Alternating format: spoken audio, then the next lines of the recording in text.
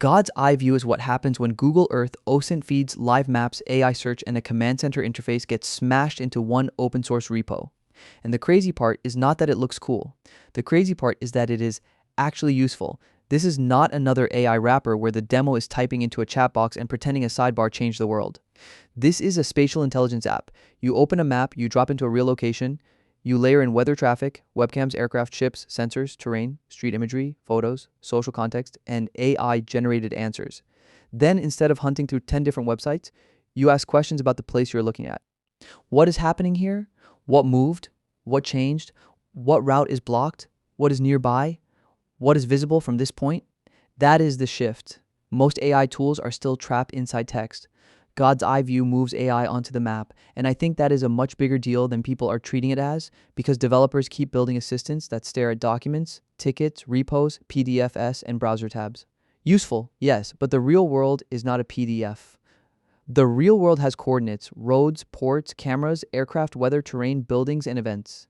If AI is going to help with logistics, travel, journalism, emergency planning, site selection, operations, drones, fieldwork, or just understanding what is going on somewhere, it needs a place to stand. God's eye view gives it that place. It is messy. It needs API keys. Some of the most interesting features depend on external data providers. You will not clone this and magically get a command room in 30 seconds. But as an open source starting point, this is one of the most interesting map-based AI projects I have seen, because it is not asking the question, can AI answer a question? It is asking something better. Can AI understand a location? Hey, don't forget to like and subscribe for more like this. Now, back to the video. The repo is called God's Eye View. It is by Bilawal Sidhu, and the basic promise is very simple. It is an open source geospatial intelligence platform that puts a lot of live and static world data into one interactive map. That sentence sounds boring, so let me translate it. This is the kind of tool you want when a normal map is too dumb, a dashboard is too flat, and a chatbot has no idea where anything is. A normal map can show streets, a satellite viewer can show imagery, a weather site can show storms, a flight tracker can show aircraft, a ship tracker can show vessels, a search engine can find documents. God's eye view tries to make all of those things talk on the same canvas. That is the novelty. Not one magic data source, not one magic model. The novelty is the operating surface. It says, stop treating a location as a name in a prompt. Treat it as the center of the interface.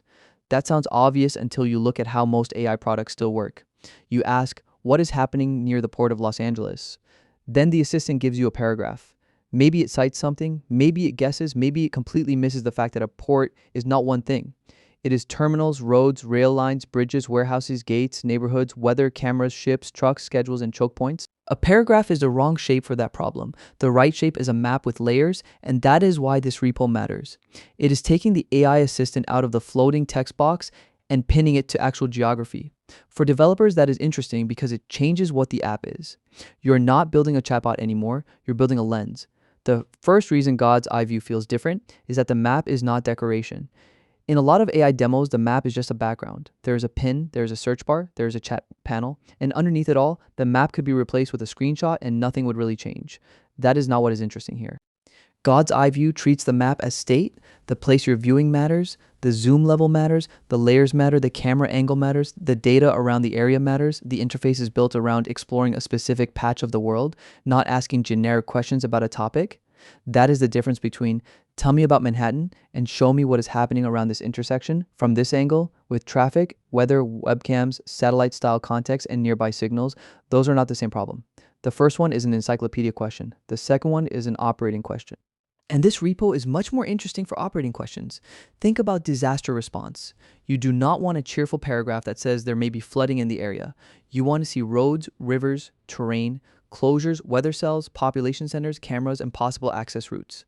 Think about logistics. You do not want a generic explanation of port congestion. You want to see where the ships are, where the roads are slow, what the weather is doing, and where the next bottleneck probably appears. Think about travel planning. You do not want 10 tabs and a half-broken AI itinerary. You want to point at a city and ask what the area actually feels like right now. That is why spatial context matters.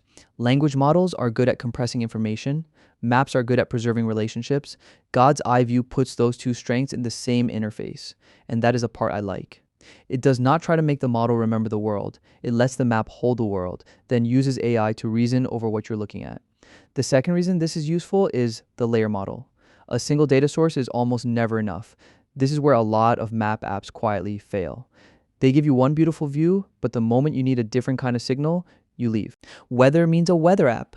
Flights means a flight tracker. Ships means a ship tracker. Street level means another app. Photos means another app. Search means another app. Local business data means another app. Satellite imagery means another app.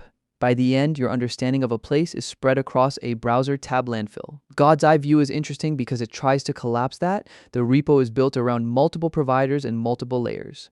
Map rendering, weather, street imagery, places, aircraft, vessels, terrain, webcams, and AI search. Not every layer will be equally polished. Not every provider will be free. Some require keys. Some depend on rate limits. Some data will vary by region. That is normal. The point is the architecture. Once you have a coordinate-driven interface, every new feed becomes more valuable because it lands in the same place. That is the compounding effect. One layer is a feature, 5 layers become context, 10 layers become intelligence. The real magic is not that any one provider exists. You could already visit flight trackers, check weather, open Street View, and search the web. The magic is not needing to mentally glue them together yourself. That is exactly the kind of work software should remove. And this is where AI actually helps. AI is not replacing the data. It is reducing the friction between the data. Instead of you jumping between interfaces and keeping the relationships in your head, the app can keep the location fixed and let the model help you ask better questions. That is a much better use of AI than generating another generic summary. The feature that makes this feel like the future is not the prettiest one. It is query by place. Most search is still text first. You type a phrase, the search engine finds pages, then you hunt for whether those pages apply to the place you actually care about. God's eye view flips that. You start with the place, then you query around it. That sounds small, but it changes the entire workflow. Imagine you're looking at a warehouse district. You can ask what roads serve it, what port access is nearby, which airports matter, what public cameras exist, what the weather risk is, and where the choke points are. That is not a normal web search. That is location analysis. Now imagine the same thing for a journalist. Something happens at a specific intersection. The old workflow is painful. Find the location, open maps, search news, check images, check cameras, check traffic, check social posts, and then work out whether a school, hospital station, port bridge, or border crossing is nearby. Every step is doable, but the workflow is fragmented. God's eye view is valuable because it turns that fragmented workflow into one workspace. For a developer, that is the lesson. The app is not interesting because it has a map. It is interesting because it has a center of gravity. Everything revolves around the coordinate. That is what makes the interface coherent. This is also why I think a lot of AI apps feel weak. They have no center of gravity. They are just a prompt box connected to random tools. God's eye view has a clear object. The place that makes the tools make sense, the most obvious use case is open source intelligence, and yes, that phrase has become overloaded. People use OSINT to mean everything from serious research to clicking around on public websites for 5 minutes, but the real value is simple. Public information is scattered. OSINT is the process of putting enough of it together that a picture appears. God's eye view is built for that kind of work, because geography is often the thing that ties public information together. A photo has a place. A camera has a place. A ship has a position. A plane has a route.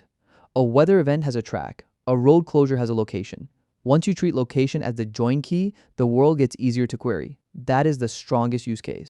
Not spying on one person, not some movie hacker fantasy, actual research. What happened around this facility? What moved near this port? What changed in this region? What can be verified from multiple sources?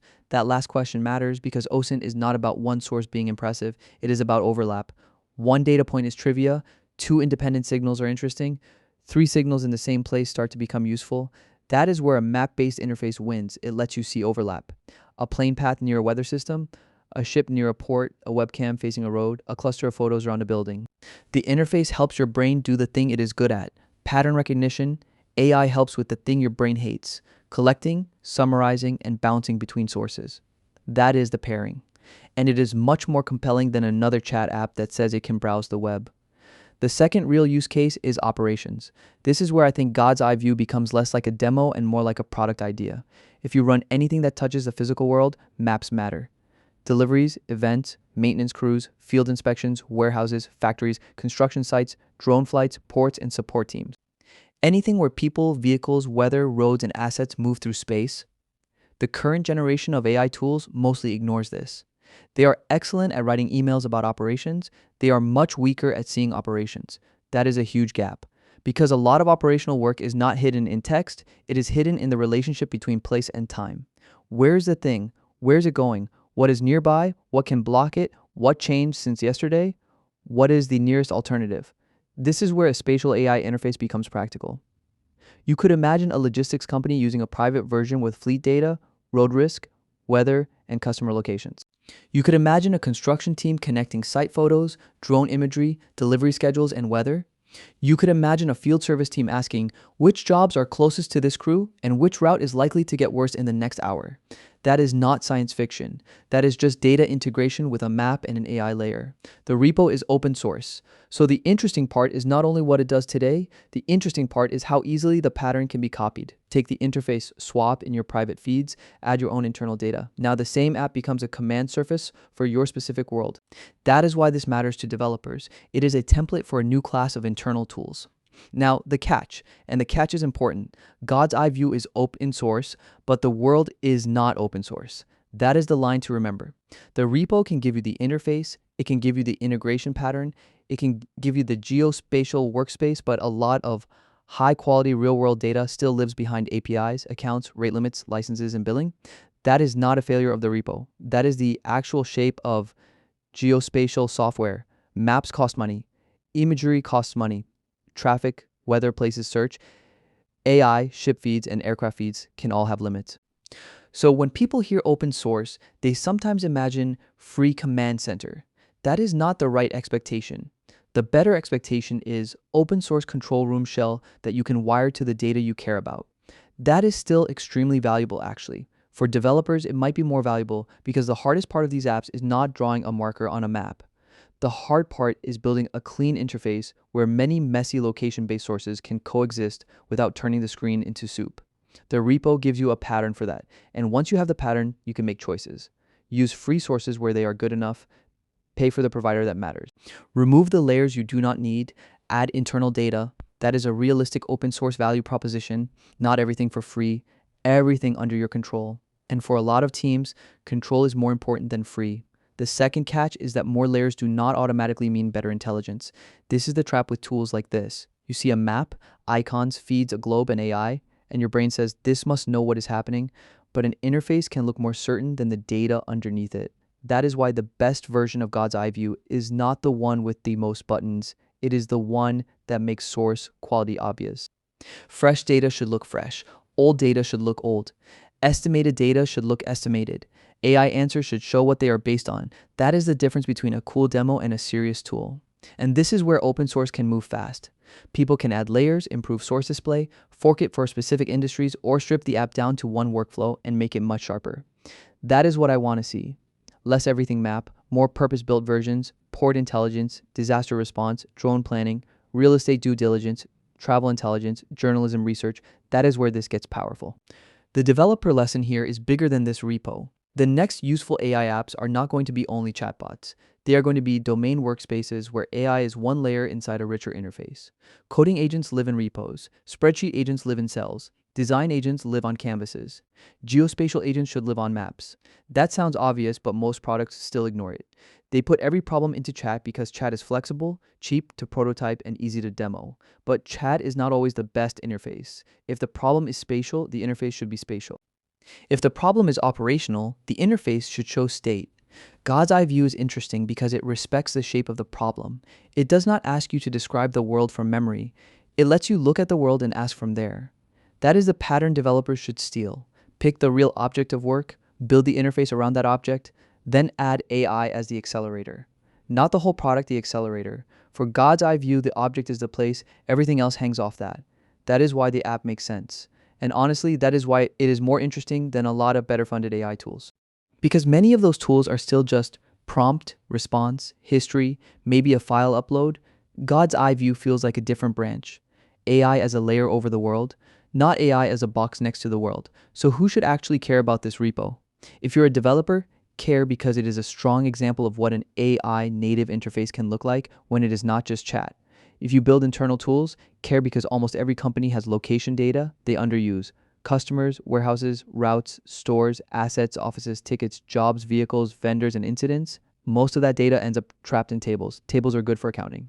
They are terrible for understanding space. God's eye view is a reminder that a map plus AI can turn boring company data into something people can reason with. If you're into OSINT, care because it gives you a way to combine public signals without constantly losing the thread. If you're into travel or local discovery, care because it shows what AI travel tools should have been doing from the start. If you're into emergency planning, logistics, ports, drones, or fieldwork, care because this is the shape of the product you probably want, even if this repo is not the final version. That is the right way to think about it. Not is this finished, but is this the right direction? And my answer is yes, very clearly yes. Because the winning AI apps are going to be the ones that stop making you translate your problem into a prompt first. They will let you work in the natural shape of the problem. For code, that means files, diffs, tests, and branches. For design, that means canvases, layers, and components. For the physical world, that means maps. God's eye view is not perfect. It is not magic. It is not a replacement for expensive geospatial platforms. But it is a very good open source signal. It shows where this category is going. AI tools are finally escaping the chat box. And the moment they land on a map, the use cases get much more real. Because now the question is not, what can the model say? The question is, what can the model see in context? That is a better question. And God's eye view is one of the first open source repos that makes that question feel practical.